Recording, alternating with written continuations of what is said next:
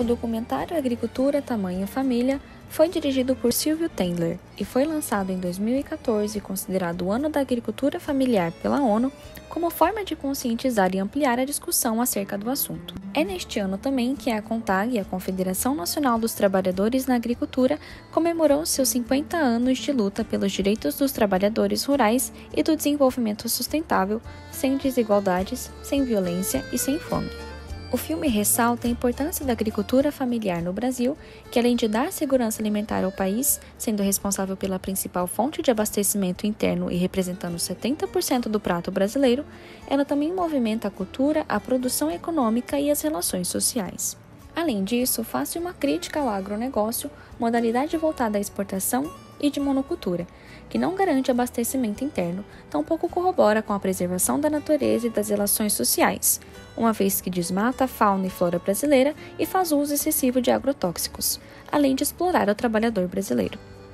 A partir da coleta de depoimentos dados por trabalhadores rurais e membros do Sindicato de Trabalhadores Rurais, é possível perceber a profundidade dos problemas causados pelo agronegócio e a superexploração da terra em favor do latifúndio, bem como a relevância social que a reforma agrária traria para os pequenos agricultores. No Brasil, existem mais de 4 milhões de estabelecimentos rurais de agricultura familiar. Elas representam 84% das propriedades, mas apenas um quarto das terras.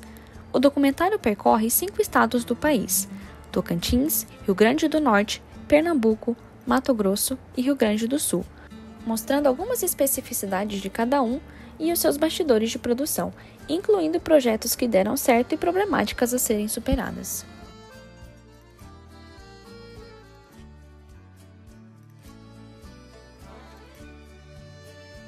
O dinheiro como centro do mundo.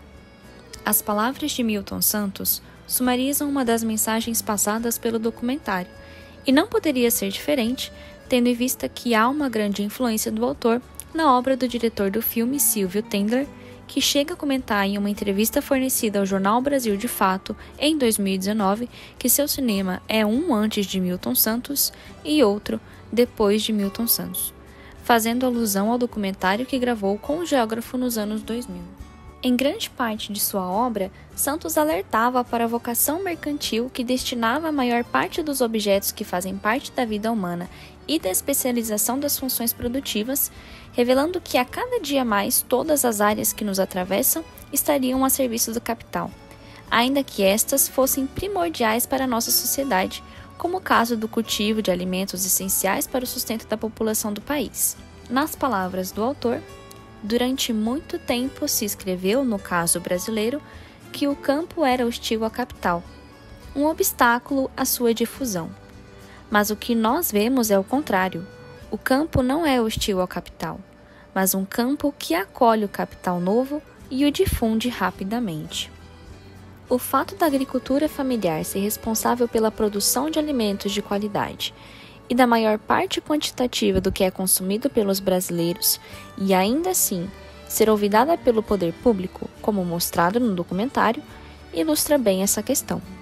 Diante disso, cabe mencionar a reivindicação presente não somente do documentário aqui em análise, mas de várias produções de Tendler, que é de fazer do cinema uma arma de luta, uma arma de reflexão, uma arma de pensamento, que vai ao encontro da pretensão de Milton Santos, que, assim como Tendler, utilizou seu trabalho como instrumento de denúncia, em prol da transformação do país e, por que não, do mundo, que conhecemos, a partir da construção de um porvir mais justo e verdadeiramente humano, com foco em um desenvolvimento fundamentado na inclusão social, como nos mostra em suas palavras. O ponto central não é apenas a escolha das novas variáveis históricas no mundo em que a modernidade se tornou irrecusável, mas a dosagem de sua combinação, não mais a partir dos imperativos da técnica, que se tornou subordinada à economia, mas a partir dos valores, o que ensejaria uma nova forma de pensar um porvir onde o social deixaria de ser residual e à economia seria atribuído um papel histórico subordinado, em benefício do maior número.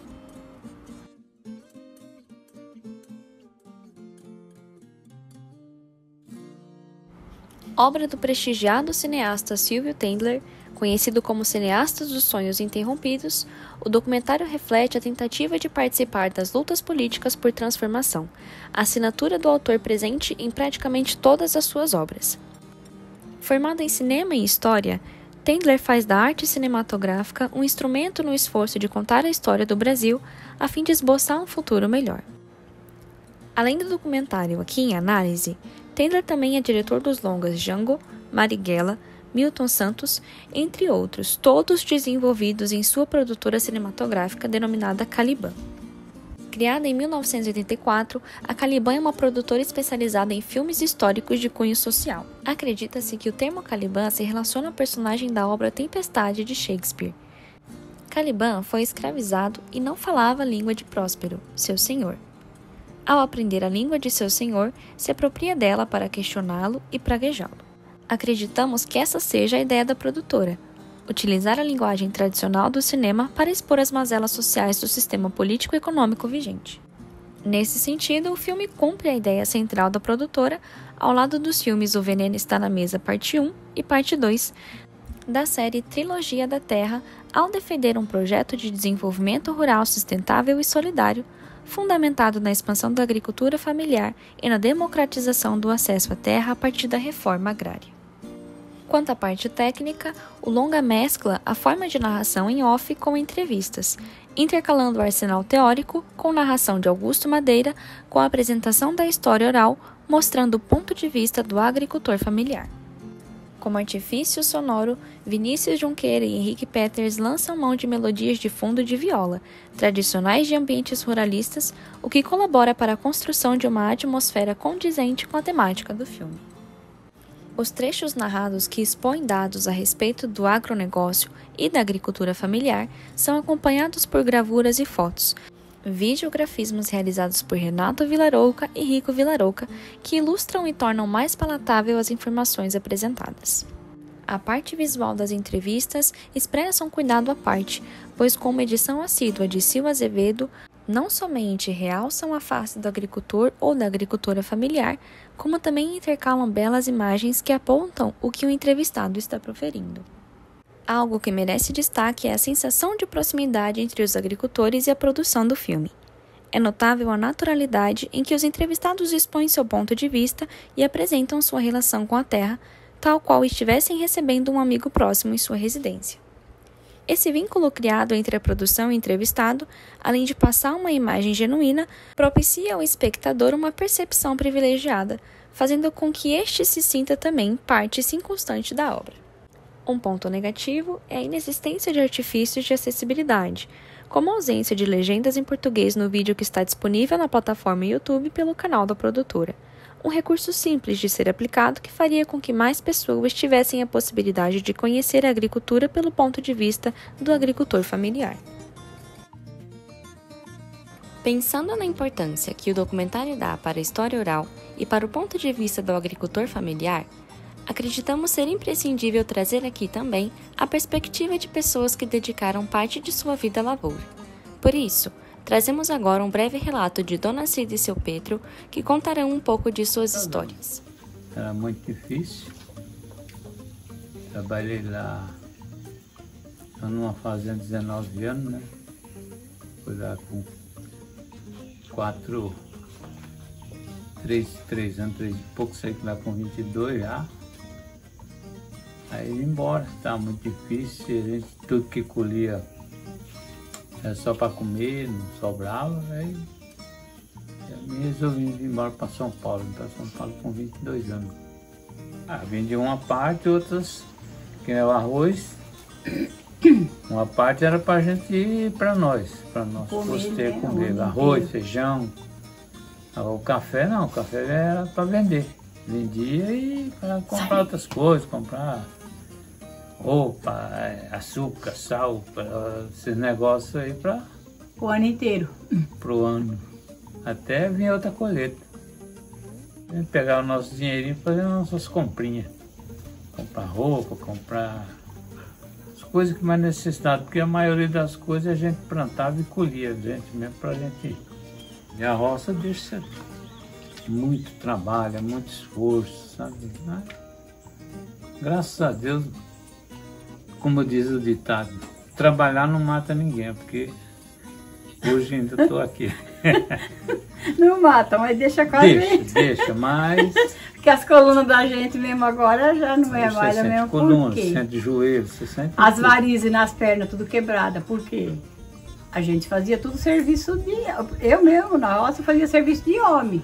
Carregava saco de café de 110 litros nas costas para carregar. Tinha de carregar. Quando banava, tinha que carregar. Batia arroz, né, Pedro? Carregava feixe de arroz, roava café, banava café, fazia de tudo, a gente fazia de tudo. Tudo que era o serviço da roça a gente fazia, não tinha onde escolher, era carpir, quebrar milho, era tudo, né, Pedro? Catar feijão, tudo. Tudo que dependia da roça, as mulheres trabalhavam junto com os homens, mesma coisa. Fazia todo o serviço igual os homens. Não tinha escolha não, era tudo igual, levantava cedo, ia para a roça e só vinha de noite. E era de segunda a sexta, dependendo até de segunda a sábado, não tinha. E quando ficava em casa, tinha os afazeres de casa, tudo para fazer também, porque tinha que trabalhar. Meu pai era muito assim, cansado já. O Pedro conheceu ele, lembra dele, ele era muito fraco, ele trabalhava muito, quando chegava de noite ele deitava no chão, no quintal assim, e ele se dava tudo cãibra nas pernas dele, tanto trabalhar, porque ele trabalhava demais, ele era, sabe, muito esforçado. Então a gente tinha de ajudar, porque ia deixar tudo para ele. Eu vim embora porque eu perdi a roça de arroz todinha. Perdeu tudo, trabalhou. Aí desgostamos e era muito trabalho para pouca coisa, mas você trabalha, mas se você tiver uma firma honesta, você tem a recompensa no fim do mês, você sabe que você vai receber e você vai pagar suas contas. Lá não, talvez você trabalhava o ano inteiro e ainda perdia tudo, devido ao mau tempo, sol, que não dá, que foi o último ano. E nós desistimos da roça por isso, perdemos tudo. Assim, aqui a pessoa trabalha, também fala, é duro, mas talvez trabalha dentro de uma fábrica, é na sombra, né? Talvez não é no sol. E também, assim, tem direito a um registro na carteira, tem direito a uma férias. Quando chega numa idade, aposenta, né? Tem um direito. Você vê os filhos falando, as noras falando, os netos falando que a gente tem um exemplo. Porque, né? A Deus, então... E a gente é feliz, graças a Deus. O capital determina as partes do território que lhe convém em cada decurso de tempo. O Brasil e sua economia fundamentada em preceitos oligárquicos têm se debruçado às vontades do capital, conservando sua posição internacional como celeiro do mundo e perdurando a estrutura agrária que o persegue desde os primórdios de sua história: o latifúndio, a concentração de renda e a desigualdade social. O documentário ilustra essa questão ao demonstrar em dados estatísticos e por meio de relatos orais o favorecimento estatal em prol do agronegócio em detrimento do agricultor familiar, apesar deste ser responsável majoritariamente pela alimentação do povo brasileiro. O latifúndio permanece mais vivo do que nunca, perpetuando suas raízes de monocultura, exploração e, em muitos casos, escravização, fincando o país na inércia de uma economia de commodities e acelerando cada vez mais o desmatamento. A ausência de uma reforma agrária revela parte da concentração de renda, uma constante na história do país que intensifica cada vez mais a desigualdade social. O documentário Agricultura, Tamanho e Família revela uma outra face desta relação entre o brasileiro e a terra. Além de mostrar que o agro é poluição, desmatamento e exploração, dá voz ao agricultor familiar e mostra que é possível plantar e colher respeitando a fauna, a flora e o humano, com uma produção de multiculturas em que o intuito principal é nutrir e não lucrar. Para isso, como nos mostra um longa-metragem, é fundamental que ocorra no país a reforma agrária, a ponto de que, como lembrado por Milton Santos, possamos construir um país em que o objeto central para a definição do curso de nossa sociedade não seja mais o dinheiro, mas sim o humano, a natureza e a vida como um todo.